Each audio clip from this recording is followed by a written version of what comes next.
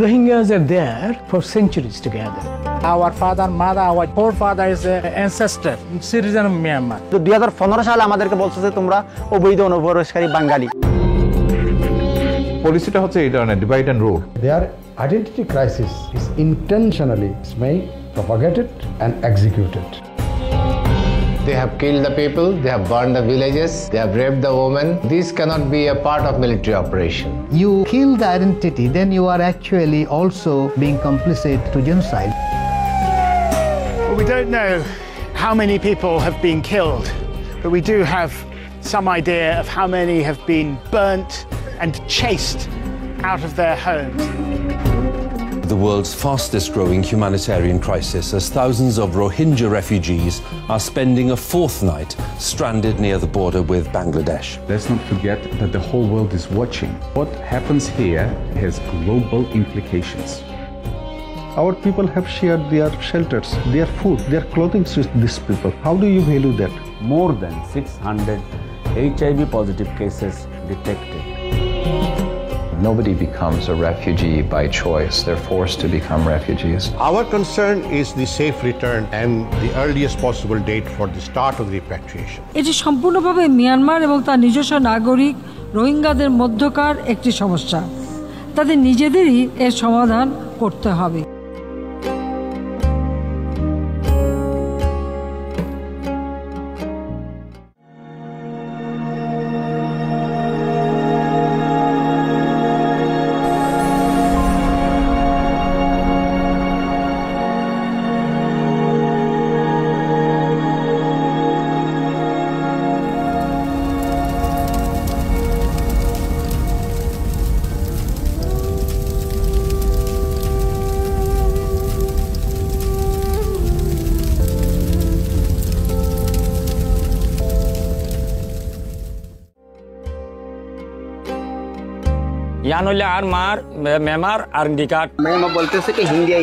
It is for temporary, their family, a kind of document. It is not for citizenship. If I take that card and we see that may officially I am illegal immigrant.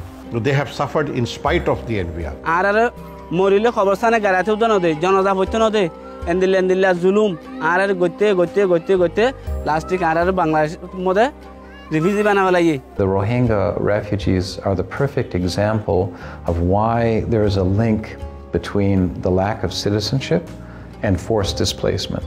Their identity crisis is intentionally made, and it is propagated and executed. পলিসিটা হচ্ছে এই ধরনের divide and rule. Who doesn't have nationality of any country is virtually dead. আসলে ধর্ম কোনো ব্যাপার না, রাজনীতির জন্য ধর্মকে ব্যবহার করা হয়।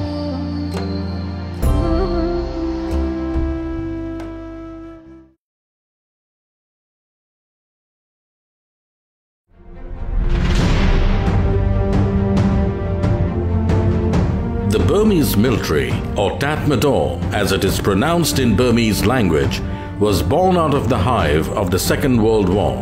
Desiring independence from British rule, the leaders of the Burmese independence movement, including Aung San, father of the current NLD leader Aung San Suu Kyi, and U Nu, the future Prime Minister of independent Burma, secretly traveled to Japan in early 1940s and met with Colonel Suzuki KG, an influential intelligence officer of the Imperial Japanese Army.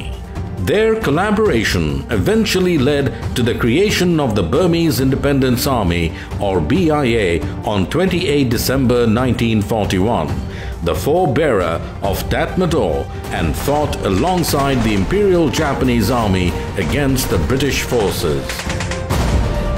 Japan's refusal to recognize independent Burma in 1943 led to revolts by BIA officers, and in mid-1944 it switched its allegiance and allied itself with British forces against their former Japanese masters.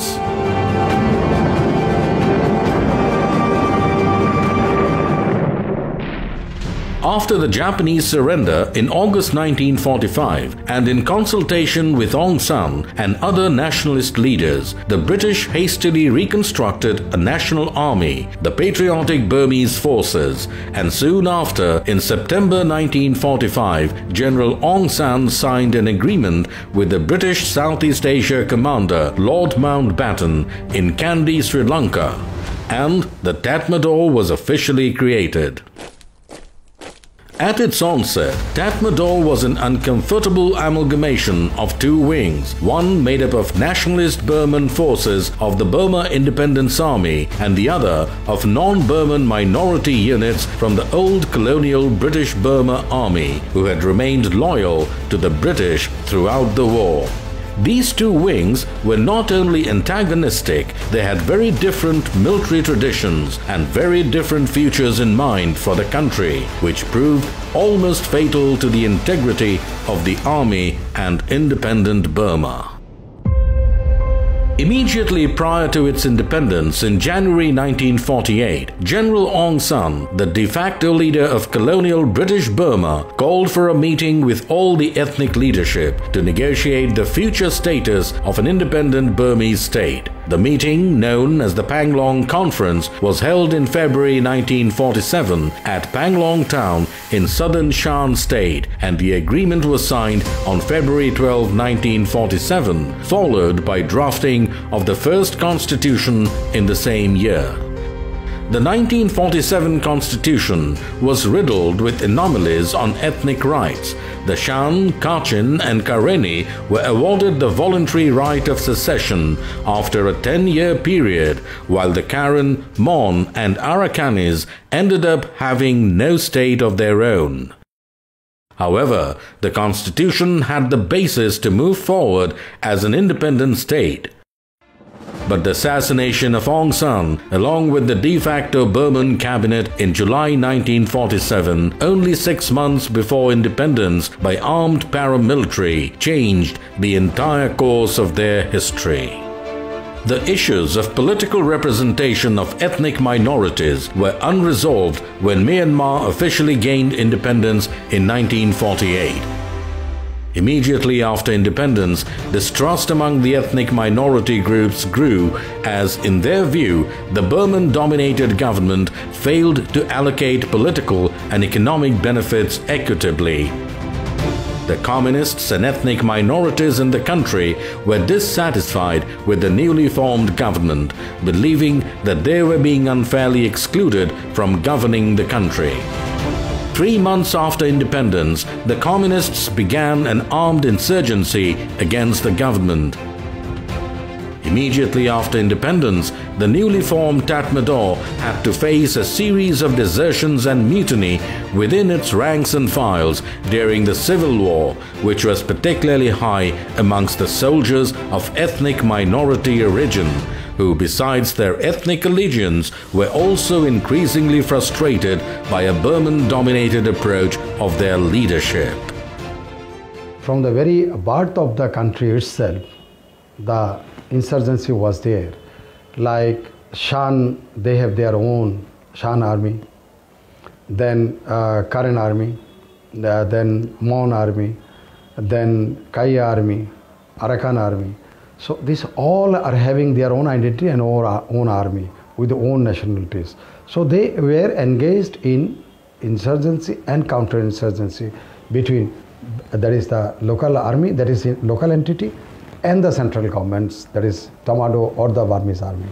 Slowly, however, the army managed to consolidate and expand its control, less by defeating the mutineers and insurgents and more by co-opting or incorporating into its ranks local politically organized pocket armies, militias and bandits who were loyal to their political masters rather than to the Tatmadaw or the government as such.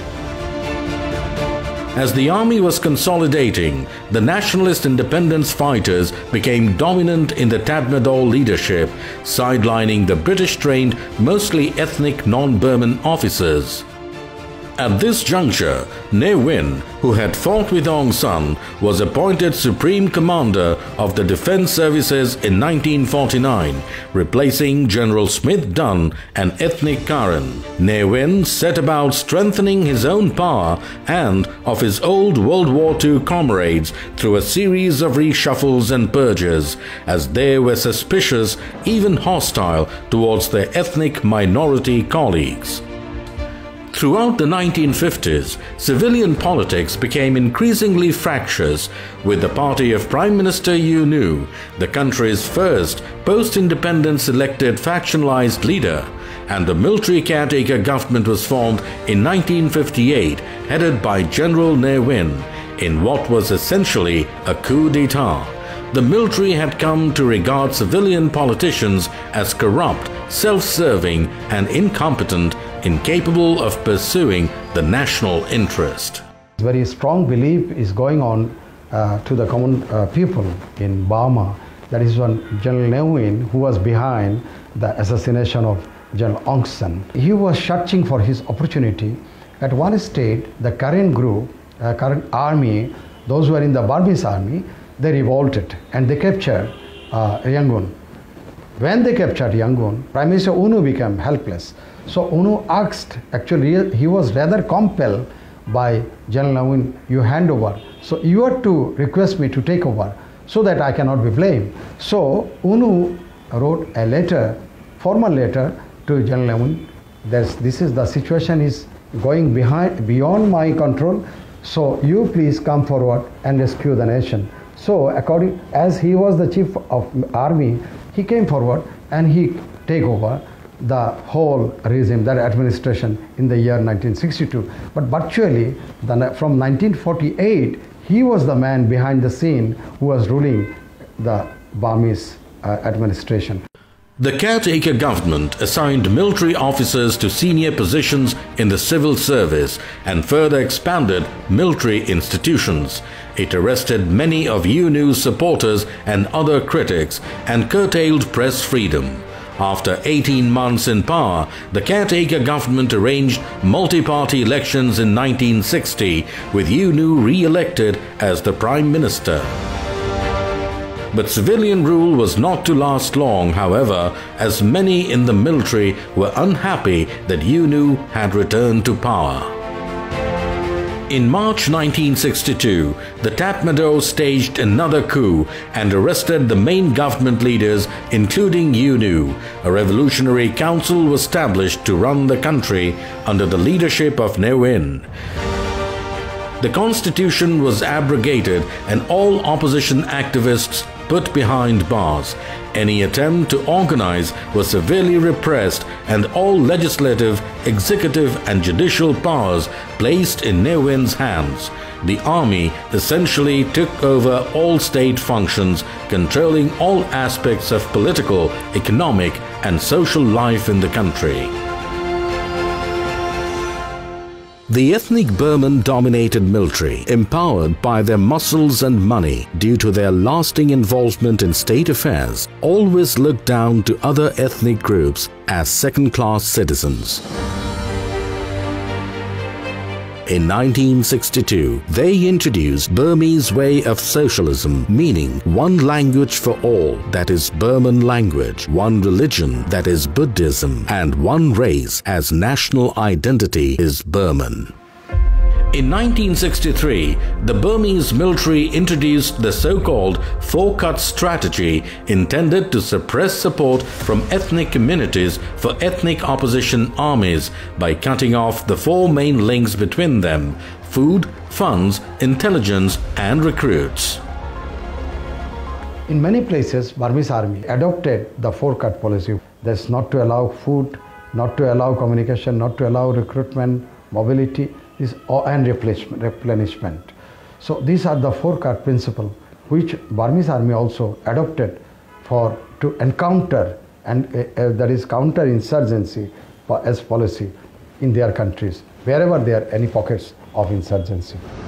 The four cuts policy functioned by terrorizing the civilian populations in zones where ethnic nationality armies operated. In order to cut support from rural villages to ethnic armies, the Burmese military began relocating, attacking and destroying villages, as well as killing and or torturing everyone suspected of aiding the opposition groups. Anyone trying to remain in their homes was shot on sight. There were also many reports of the Burmese military routinely torturing and raping civilians suspected of supporting the ethnic armies.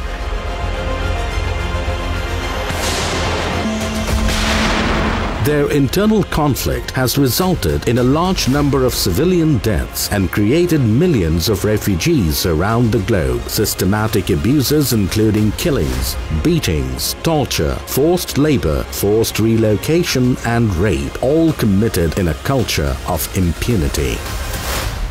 The four cuts policy led to thousands of civilian deaths and the destruction of food, crops and numerous villages. Thousands of communities were destroyed by four cuts operations.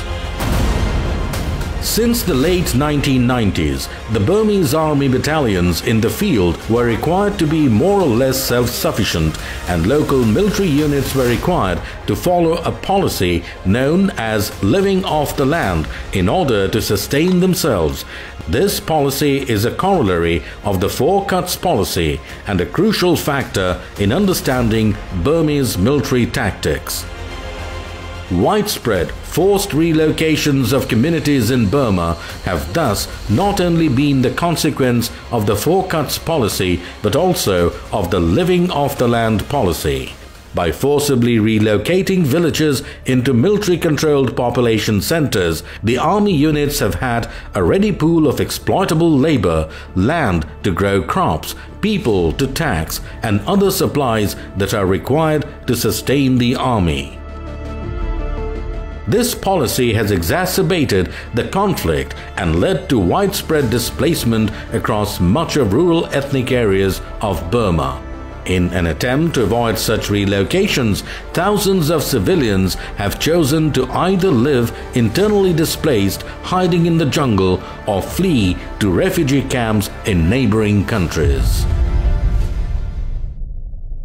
The scheme infuriated all the ethnic minorities, notably Christian Karen, Shan, Kachin and Chin people, and also the Buddhist Rakhines. Almost every ethnic group formed their own ethnic armies to safeguard their own ethnic identity. Each of these mentioned states include 118 of Myanmar's 330 townships containing more than 12.3 million people, or close to 1/4 of Myanmar's population. Since 2015, at least 1,200 clashes between the government and ethnic armed organizations were recorded across 80 townships.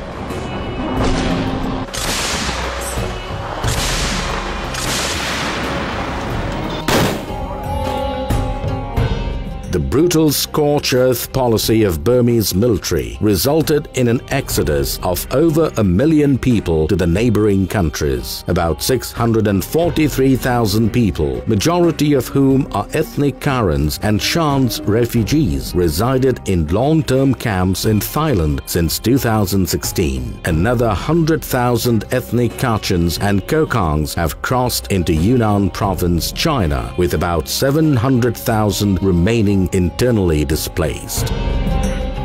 These figures exclude the ongoing Rohingya crisis, which has placed Myanmar at the center of one of the largest refugee crises in the world. Few insurgent groups have negotiated ceasefires and peace agreements with successive governments, which until political reforms between 2011 and 2015 had largely fallen down later on because of misconduct and violation by the Myanmar's military regime, and the conflict continues and still ongoing.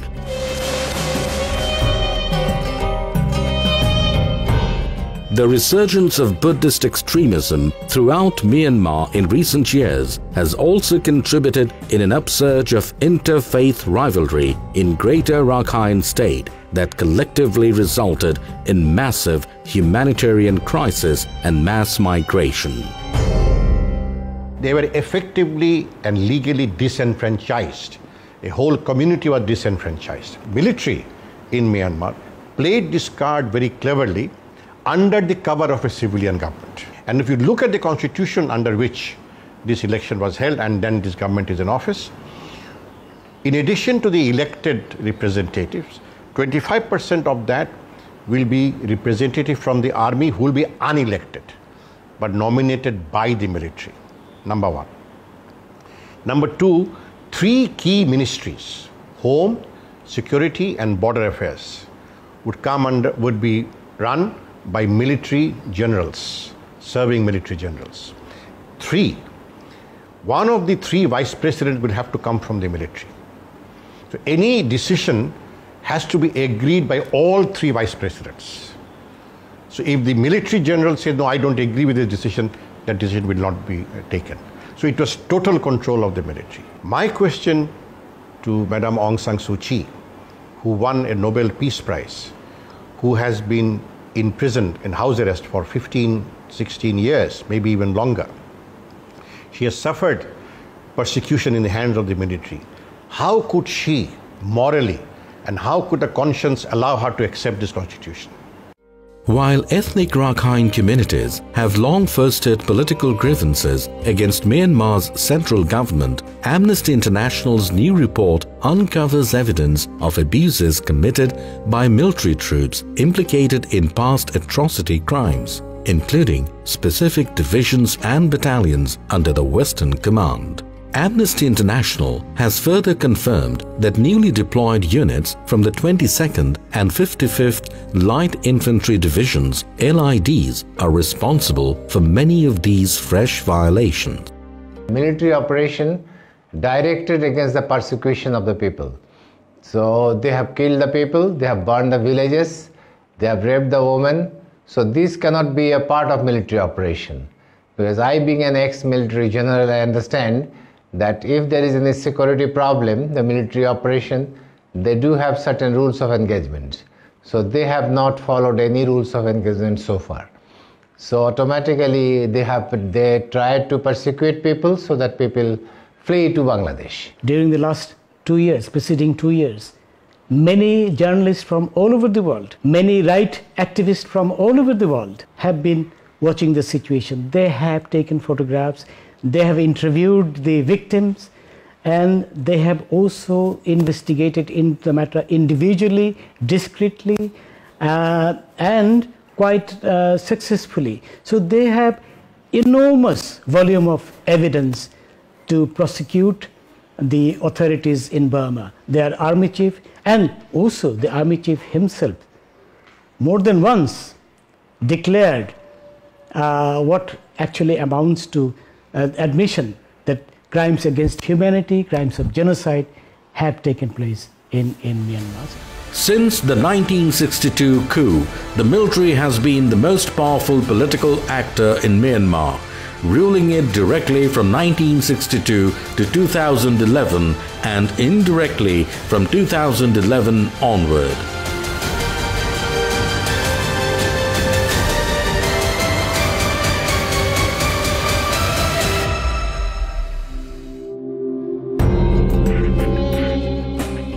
The military launched a violent crackdown leading to arbitrary killing of Rohingyas, including children and the elderly, gang rapes of women, inhuman torture, and razing of village after village that forced the people to seek shelter in Bangladesh, unleashing a humanitarian crisis unprecedented in recent history. As a result, we saw overnight a wave of Rohingyas crossing over to Bangladesh with barely anything in their hands. This exodus, it is unbelievable, unseen in the world history.